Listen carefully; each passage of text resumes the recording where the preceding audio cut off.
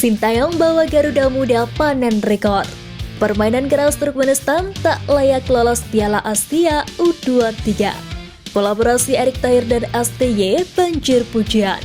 Simak informasi selengkapnya hanya di Garuda Space Update.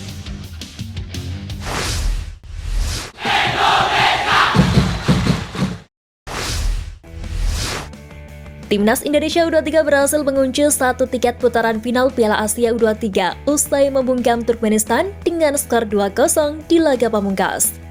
Gol kemenangan Garuda Muda berhasil dicetak oleh tendangan fantastis Farjaner di babak pertama, serta sundulan manis Pratama Arhan di akhir babak kedua. Kemenangan tersebut membuat skuad asuhan Sintayong memuncaki klasmen grup K dengan raihan sempurna yakni 6 poin. Sementara bagi Turkmenistan, kekalahan tersebut terancam membuat skuad asuhan Agami Redov Ahmed tersingkir lantaran tersisih dari posisi runner-up terbaik. Keberhasilan Timnas Indonesia U23 lolos ke Piala Asia U23 2024 menjadi sejarah baru, mengingat Garuda Muda selalu gagal lolos di babak kualifikasi. Sementara bagi Sintayong, pelatih asal Korea Selatan tersebut semakin membuktikan kualitasnya lantaran sukses meloloskan 3 kelompok umur berbeda ke Piala Asia, yakni Timnas Senior, Timnas U23, dan Timnas U20.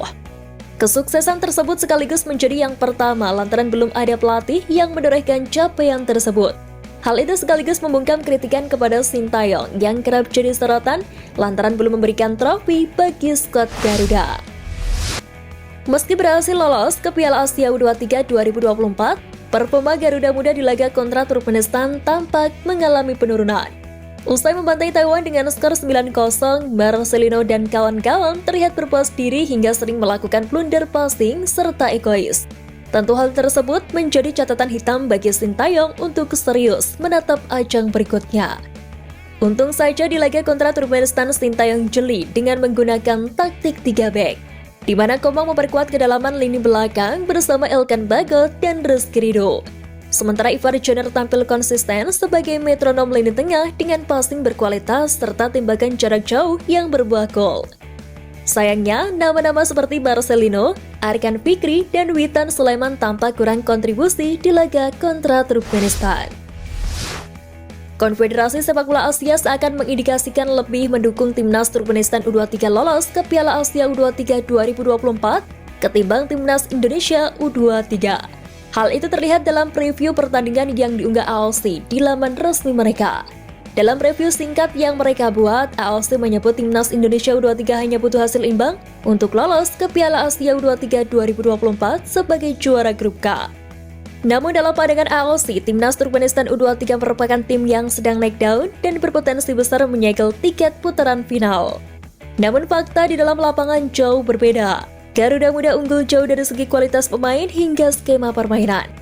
Bahkan, Turkmenistan terlihat bermain keras, kerap terjatuh hingga hanya mengandalkan serangan balik. Hal tersebut mengindikasikan bahwa Turkmenistan tidak layak lolos ke Piala Asia U23 di tahun depan. Pengamat sepak bola Justinus Laksana mengakui Timnas Indonesia mengalami perkembangan yang signifikan. Pengamat yang akrab disapa Coach Justin itu menyebut buah kerja keras dan perubahan menyeluruh Persatuan Sepak Bola seluruh Indonesia, di mana PSSI saat ini di bawah kepemimpinan Erick Thohir dan juga pelatih Timnas Sintayong. Coach Justin menilai Sintayong mendapatkan dukungan penuh dari Erick Thohir untuk membentuk tim sesuai dengan keinginannya. Lalu STY juga memiliki keleluasaan dalam mempersiapkan timnas dalam menghadapi berbagai ajang kompetisi. Menariknya, Coach Justin menyampaikan tolak ukur keberhasilan STY dan PSSI tidak melulu soal hasil pertandingan atau trofi AFL. Namun perkembangan timnas harus secara bertahap dan konsisten agar dapat terus meningkatkan level permainannya. Pelatih Timnas Indonesia U23 Sintayong mengapresiasi bentuk kepedulian langsung dari Ketua Umum PSSI Erick Thohir yang selalu menyempatkan hadir untuk mendukung timnas di tengah kesibukannya. Terlepas dari hasil laga kontra Turkmenistan, Sintayong mengakui bahwa kehadiran orang nomor 1 di PSSI itu di setiap pertandingan timnas adalah bukti sebuah dukungan nyata yang dapat memberikan semangat secara langsung bagi para pemainnya ketika tampil di lapangan. Dalam kesempatan yang sama, Sintayong juga mengucapkan rasa terima kasihnya kepada pengurus PSSI yang ikut berkecimpung dengannya di timnas, seperti Andri Erawan yang menjadi manajer Timnas Indonesia, dan Sumarji yang menjadi manajer timnas U23 Indonesia. Penyerang timnas U23 Indonesia, Ramadhan Sananta, disarankan untuk berkarir ke luar negeri. Pernyataan tersebut disampaikan oleh rekan satu timnya di skuad Garuda Muda, Rafael Struik. Pemain keturunan itu mengakui bahwa Ramadhan Sananta merupakan sosok penyerang yang agresif dan tajam. Hal tersebut dirasakannya kala berduet selama kualifikasi Piala Asia U23. Diketahui di Liga 1 musim lalu saja, Sananta sukses mencetak 11 gol dan membawa PSM Makassar meraih gelar juara. Bahkan pemain yang kini membela Persis Solo itu sukses membawa Indonesia meraih medali emas SEA Games 2023 dan menjadi top skor. Sementara pada musim ini, Sananta sukses melanjutkan keperkasaannya bersama Laskar Samber Nyawa. Ketajamannya di lini depan tim juga berlanjut di level Piala AFF U23 2023 beberapa waktu lalu. Untuk itu, Rafael Struik meyakini Ramadhan Sananta layak untuk mengasah karirnya jadi pemain abroad. Gelandang Borneo FC Hugo Samir bertekad tembus skuad utama timnas Indonesia U24 di Asian Games tahun ini. Pemain keturunan Indonesia Brasil itu mengaku bersyukur diberikan kesempatan ikut seleksi di bawah asuhan Indra Syafri. Diketahui Hugo Samir adalah anak dari mantan pelatih timnas Indonesia Jackson F. Tiago yang merupakan warga negara Brasil dan memiliki istri WNI. Gelandang 18 tahun itu sebelumnya pernah dipanggil ke timnas U20 asuhan Sintayong. Dengan pengalamannya di bawah asuhan Sintayong, Hugo Samir diharapkan mampu menunjukkan kualitasnya kala bergabung ke skuad Asian Games. Persipura Jayapura akhirnya memoles kembali Tobias Salosa, titisan Bos Salosa yang gagal masuk skuad timnas Indonesia U17 untuk Piala Dunia U17. Tobias Salosa masuk dalam daftar pemain Persipura Jayapura di Liga 2 2023-2024 yang baru saja bergulir kembali. Padahal Tobias terbilang cukup muda untuk kompetisi ini. Diketahui Tobias Salosa anak dari Artisan Salosa yang merupakan saudara kandung Boaz Salosa. Namun alih-alih mengikuti jejak ayahnya sebagai fullback, Tobias Salosa justru ingin mengikuti jejak pamannya yakni Boaz Salosa untuk menjadi striker house goal. Sayangnya Tobias Salosa telah dicoret saat seleksi timnas Indonesia U17 asuhan Bima Sakti.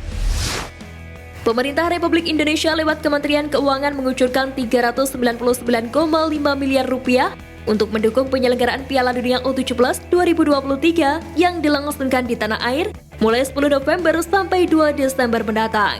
Dana itu disalurkan melalui Kementerian Pemuda dan Olahraga kepada PSSI. Selain untuk biaya penyelenggaraan, dana sebesar itu juga dialokasikan untuk persiapan timnas Indonesia U17 yang bakal melakukan pemusatan latihan atau training camp di Jerman mulai 17 September 2023. Menpora itu berharap dana sebesar itu bisa dipergunakan dengan sebaik mungkin oleh PSSI.